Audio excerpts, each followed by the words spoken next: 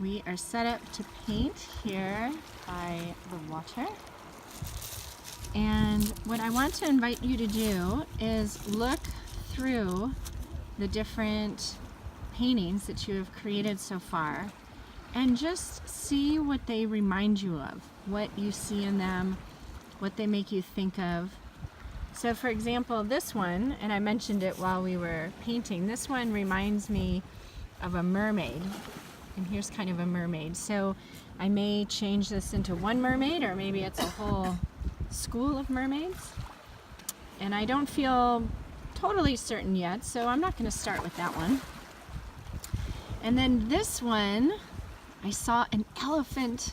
So like here's the trunk and the head and like the ear and the eye of the elephant. So this feels super fun and exciting to me, so I think I'm going to start with this one. I just want to give you an example. Now this one might be a little bit of a challenge, and your painting does not have to turn into one specific thing. Like maybe these become little houses and there's a walkway down to a river or something, and I just let one thing lead to another.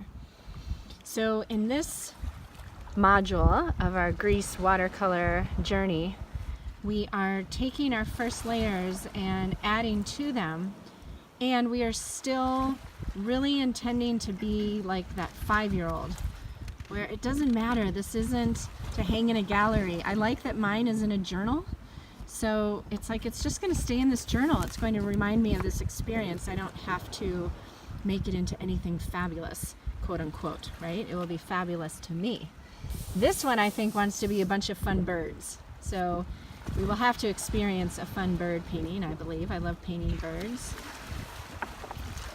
And then you remember this is the last one I did with the crystals that had spilled in the box.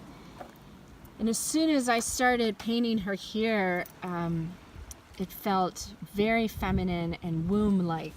And when I looked at it this morning from this side, I see a face happening here, and this becomes her headdress and hair. So I'm super excited about this one. And the elephant feels a little more playful, so I'm going to start there.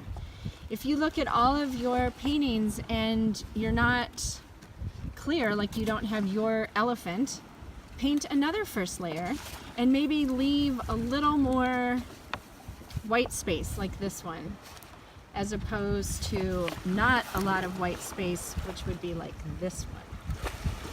Okay? And for this stage, what feels the easiest for me is to use our Caran d'Ache water-soluble crayons.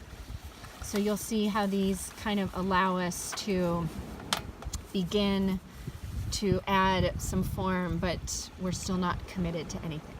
Okay? So let's begin to allow Mama Elephant to come through on this page.